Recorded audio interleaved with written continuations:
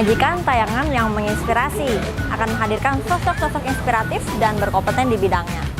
Saya Dita Santoso bersama Wahid Yusuf, inilah New Reasoning Sosok.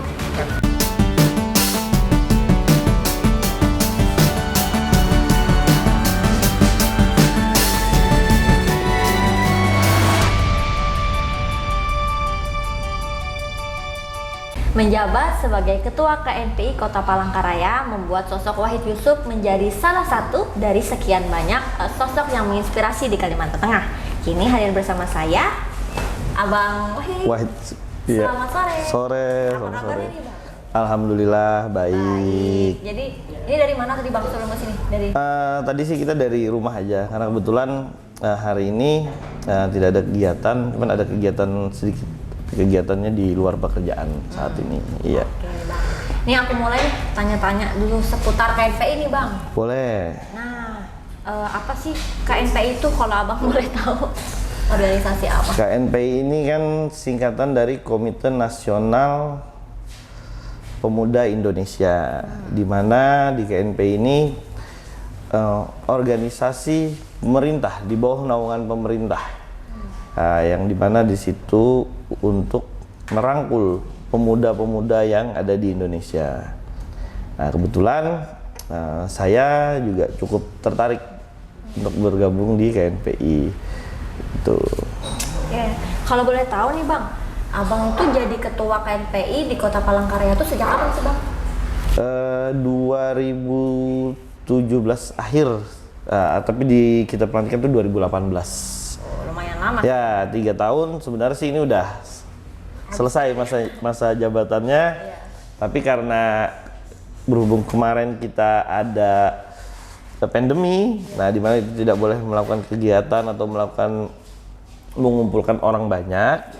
Nah, itu di situ jadi kita tunda. Nah, ya. Dan kemarin lagi ketunda kan kita ada Pilgub.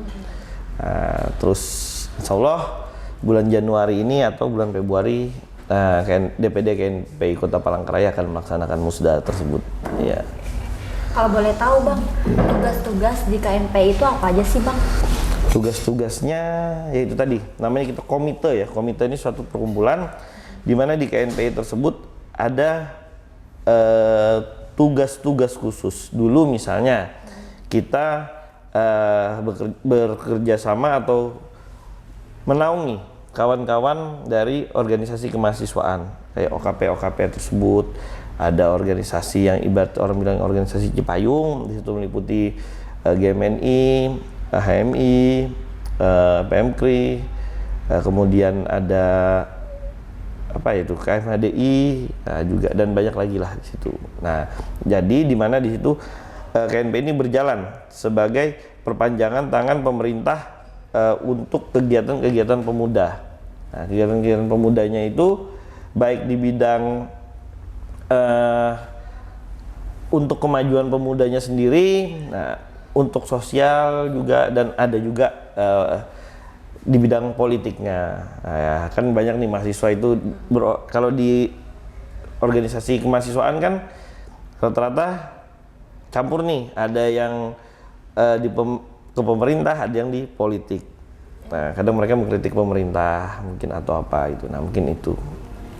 Tapi intinya di KNPI itu adalah tempat perkumpulan pemuda untuk melakukan hal-hal yang positif.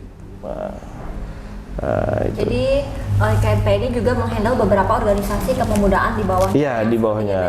Iya, seperti itu. Tapi ini menghandle-nya organisasinya terkhusus untuk sosial dan politik aja, atau memang ada yang dalam bidang olahraga mungkin, atau bidang entertain, atau bidang yang lainnya gitu? Ya, semua bidang yang menyangkut selama itu dilakukan oleh pemuda. Jadi misalnya kayak ada olahraga, kita dulu pernah KNPI itu futsal.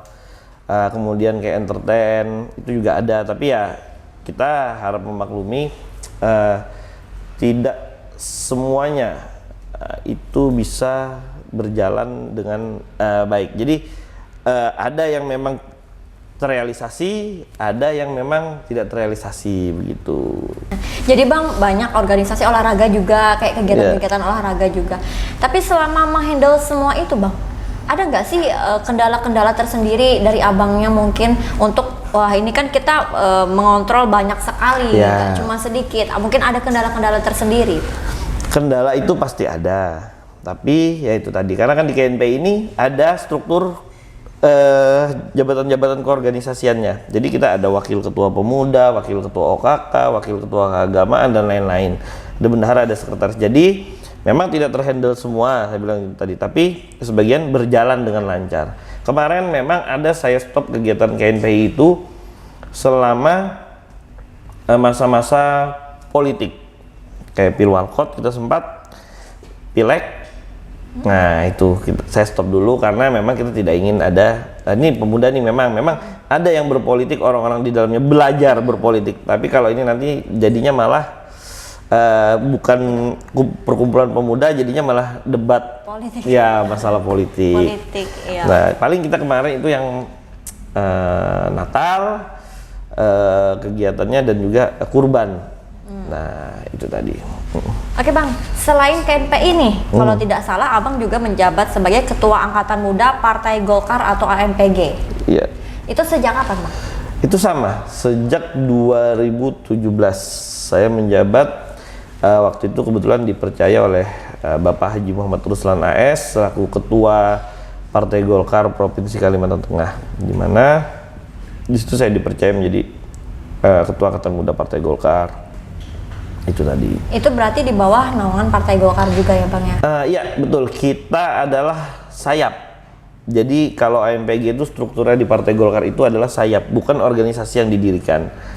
Nah, jadi saya Partai Golkar, AMPG, Golkar itu AMPG, AMPG itu Golkar. Jadi kan memang banyak di Partai Golkar itu ada organisasi yang didirikan kayak Kosgoro, AMPI, Beladika dan lain-lain. Tapi yang memang itu anak Partai Golkar itu Organisasi di bawah partai.